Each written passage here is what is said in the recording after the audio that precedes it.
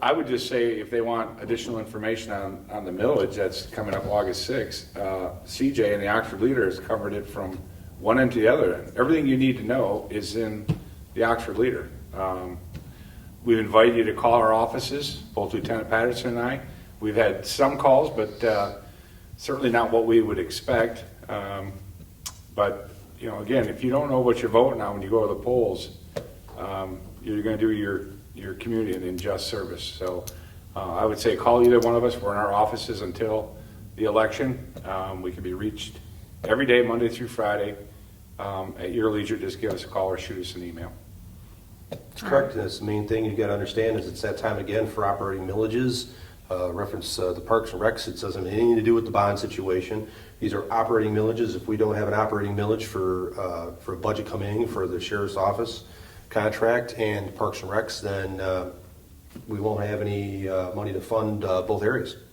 So I know this area. I've been very proud. I've been here on and off since 2000. I was one of the original officers that helped come out here and open this up. And it's been an extreme amount of support for the sheriff's office and the Parks and Recs. I got vested interest in this. I have a family in the community. My wife and my kids have enjoyed the parks since we've been out here for over 13 years living in this area. And I know Ron has told me that it's been out here since I believe 1900. Yeah, our first park was 1900. I just want everybody to understand there's a difference between the bond for parks and an operating millage. We've had a couple phone calls, and one of the ones I was privy to because I happened to be talking to Ron. The gentleman didn't understand. I think he thought that it was just going to be open no matter what. And Ron explained to him, well, if we don't have funds, we're going to have to put a gate and lock it up. And he goes, well, that's silly. So I don't think people understand fully that to have these services that are crucial to the area and for the growth of the community. Because I know this park has changed dramatically, and I know being out here, being a lieutenant out here, and servicing the needs for the sheriff's office, the community is growing, and the need you have to maintain these millages, these operating millages to provide these services for the community. And I patrol this park every day. I see people out here enjoying it every day, and you just hate for them not to understand exactly what they're actually voting on.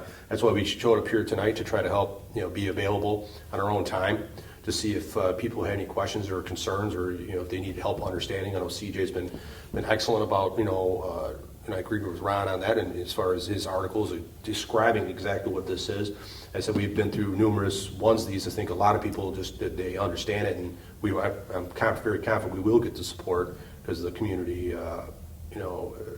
Does support both the parks and the rec and the sheriff's office, and I'd like to see that continue. But like I said, if you don't understand it, I'm sure CJ and I know Ron's available, I'm available, my staff. If you don't understand something, give us a call because we want. It can be very confusing going to the voting polls and looking at some of this language and not fully understanding it. We definitely want people to understand what they're voting on.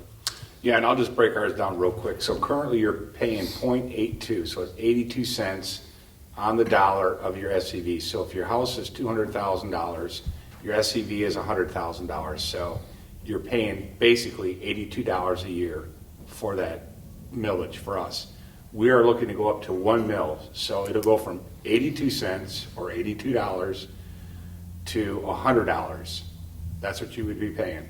So it's going up like $18 if your SCV is $100,000. So if you look at what you get for $100 a year, all the free stuff, whether it's tennis, pickleball, disc golf, boating, fishing, walking trails, sledding hills, skating rinks. I mean, there's all kinds of stuff that you can do at your leisure for that $100. But it is a do or die for our department to maintain what we have and to continue with the success that the community has entrusted us with since 1900. So, again, if you have questions, certainly give us a call. We work for you every day, and we'd be more than happy to meet with you or get you the information you need so you're prepared when you go to the polls. Absolutely. Can I ask a question? Yes. Just to clarify some of the issues that have come up. The operating does not buy patrol cars. It does not buy equipment. It does not build buildings. It's operating, right? Our operating millage for the Parks and Rec, yeah, it covers everything from staffing costs to program costs to park maintenance costs, from fertilization to paint to baseball field materials to our electricity to run the irrigations, electricity to run the splash pad, all of our liability insurance. It's everything. If it was your house, it would be everything that you would need to run your house: food, heat, electric, water, sewers. It's all that stuff. Now, opportunities do arise where we can, like at home, if you have some slush money, you want to buy something, we have enough money, we can do that. Whether it's new shade sails for the playground, a new piece of equipment, we'll do that. I told CJ in one of his articles he did, one of our pieces of equipment is a 1998 John Deere tractor, and that's what we're still using, a 1998. So our equipment's getting tired. This new millage would allow us the opportunity to start replacing some equipment that's really starting to nickel dime us to death. But our millage is used specifically to run the department, but it does give us the resources available to, A, write more grants additionally, if we wanted to do that, which we've been pretty successful at, or replace some equipment, or just enhance some of our current facilities. So in the Parks and Rec realm, we do kind of use it outside of just the daily operation if we have some left. Yeah, and like I said, it's pretty much the same concept for the sheriff's office. You pay a flat rate, this is what you get. Like I said, I've explained it to everybody. It's like we have 17 officers there, including myself, and I have an office assistant. The last millage that was approved brought us up to, like, I believe it was 05 staffing levels. And this one we're looking at is trying to meet the needs of the community up through like up to 2025. And you can, it's only one point of it, but if you can look up federal FBI guidelines on things like that, is a one-off thing. The old guideline used to be like 1 per 1,000 residents, or it's really changed to like 1.25 or like 1.4 or 1.5 per 1,000 residents per the community. So if we're pushing 20,000 residents, let's say, and I know they're going to be doing a census and you get some more accurate information. The last SIMCOG data we did years prior was from like 2000 to 2010, but the growth at that time was like almost 500 residents per year, and it's since got, the economy's doing really good and the growth is doing really good.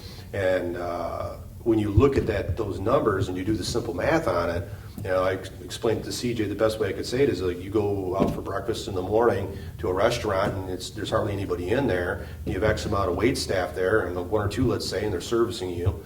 But another 20 people come in. You're going to wait for that coffee and those stiff services. There's going to be a lag time. There's going to be increased response time. You can't or should not have that with law enforcement services. We've been pretty good being proactive out here for years, and we want to keep doing that and maintaining that. Like I said, we want to try to keep meeting those needs of the growth of the community, but you need to add officers and those types of things, not just keep maintaining. And I know it gets kind of confusing with the Headley rollback, taxes rollback, growth of the community. They're only going to take, so it gets a little confusing. So you need to look it up or give us a call. We can kind of explain that. But that's mainly what we're trying to do is get reasonable requests to maintain and also look for certain needs for the future to help service the community for what's needed out there. I will add one thing. That was a great question because it pertains to why we had to do the 10-year bond projects, because our millage generates so few dollars at the end of the fiscal year. We don't have a lot of money left to put in a fund equity to do capital projects. So if you look at Stony, that parking lot was put in and the boat launch like in the 50s. So as our budget kept decreasing because of the Headley rollback and the programs and stuff grew and the park facilities grew, we were actually taken out of what we would call our fund equity, our savings. We didn't have the money to redo the tennis courts and all our ADA updates and Stony Lake improvements. So that's why we had to do the bond, because again, like our equipment, they started nickel diming us. The tennis courts were to the point where they were almost deplorable, where they should have been just taken out. So luckily the community supported that $2 million bond. We redid our tennis courts, did some ball fields, pavilions, bathrooms, ADA updates, boat launch, beachfront, drainage. But all those things wouldn't have been possible without the support of the community doing the $2 million bond, because we simply don't have the money. And you can look at all the villages across the board in this township. The Parks and Rec collects the lowest outside of NODA. So again, I, as the director here for 24 and some years, I'll be the first one to put our department up buck for buck to anybody. What you spend or what you give us, we stretch to the mile here. And I'm proud of our staff and our commission for doing that, and our community and all the partnerships that we've created. So again, we're not asking for any more than what we need to run the department effectively on, and that's getting back to the 1 mil. And we discussed this earlier. I know CJ's clarified it for a lot of the Oxford residents is, understanding what this means and doing your math correctly when you look into these increases. Like Ron said, people think they're spending a lot more money, and says, no, you're not doing the math correctly. You need to move the decimal over a little bit. Right. And people go, whoa, and it's a big shocker because they think they're going to be spending a lot more money when it's really not that much more money at all in comparison to what you were paying before. Yeah, so without millage, you don't have not only your parks, but you don't have the programs. You don't have the soccer, and you don't have the senior program, and you certainly don't have fireworks. I'll tell you that right now. That will not go. You got to have the money to start that program, and without that money to start it, you just can't do it. So it is definitely an operational millage for us to operate the department, from maintenance to administration to liabilities to all the incidentals. We got to have the money. So. And like the saying is, nothing's free. Somebody's paying for it. And if we want to maintain this gorgeous park and services for both the police and the parks, we're going to have millages every time. So it's the way it is. Any other questions? Hi, Shirley. Hi. Thanks for coming. So we just kind of recap what we were looking for. Yeah, hope for the best, right, Lieutenant? That's correct. Absolutely. Well, there was one, I'm trying to think of the various questions that I've had.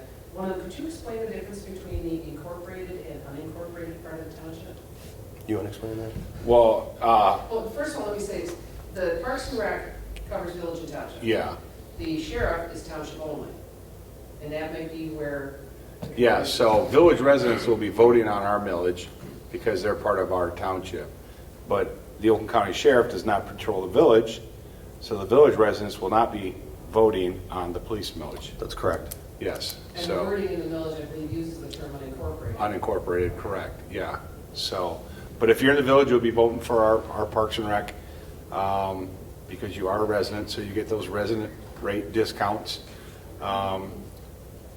We work for you. So, again, I can't say enough. The park system's been around since 1900. First millage was levied back in 1916. They raised $50 from taxes to run Stony Lake. So Oxford Township has always put an emphasis on recreation, and I would hope that that continues August 6th for the betterment of not just this group of people, but for our future. Because like anything else, once it's gone, it's tough to get back.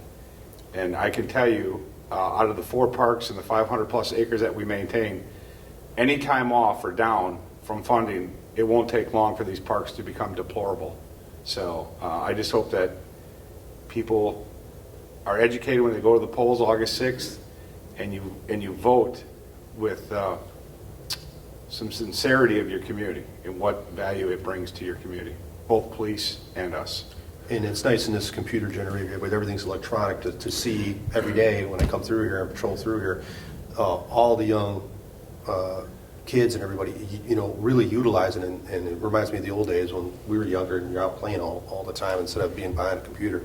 So it's good to see. I've stopped and talked to the young boys and everybody playing the basketball. And so, man, you guys are really using the basketball court a lot this year, more than I've seen. They're really enjoying the park. And you hate to see that not understood and not supported. Yeah, don't believe everything you read on Facebook. Believe it or not, it's not true. Now, So, what would you say to, there's another question that's come up, senior citizens who don't, they say, I shouldn't have to pay a school tax, my kids aren't in school, or I don't use the park, or what. I tried, and this company, I tried to explain, it's still enhancing your real estate value if you own your home, if you live in this community. Have you encountered that at all? I've had that, but I always tell people, when you go to buy a home, you're going to pay a lot premium if you're on the lake. You're going to pay a lot premium if you're in a golf course and you want to be on the fairway, you're paying a lot premium. And Parks and Rec is no different. If you're close to a park your house is going to be worth more. And that cascades out throughout the entire community. You show me a community that's got strong parks, and I'll show you a community that's got a lot of value to it, SEV-wise, because it attracts families and it retains those people. Not only does it bring in families, it brings in businesses. So Parks and Rec and schools are crucial, just as well as police and fire. But young families go to communities because they want to know that they've got good schools and good parks. What are you going to do for my family? And unfortunately for police and fire, it's always just assumed that it's going to be there. We have an outstanding police department here with Lieutenant Patterson and his crew. That's visible during all of our special events. But parks sometimes gets a bad rap, and I always compare it to the school system. When schools start having financial difficulties, the first thing they cut are athletics and band. Well, those are two crucial things that teach teamwork and individualism and arts that you can carry on. And Parks and Rec's the same thing. I mean, you can go to a park if you're 1 or if you're 101. It offers something for everybody. So parks play a valuable role in any successful community. It's proven. You can look anywhere, and like I said, if you see a community that recreates together, stays together, and it'll show in police numbers as far as arrests if you have something for people to do, such as parks. Your crime rates are going to be down, and the value of life and quality of living in that community is going to be better. So these young kids are spending their time in a positive way. I know I talked to CJ about this, and it's like the old saying, idle hands, like too much time on your hands.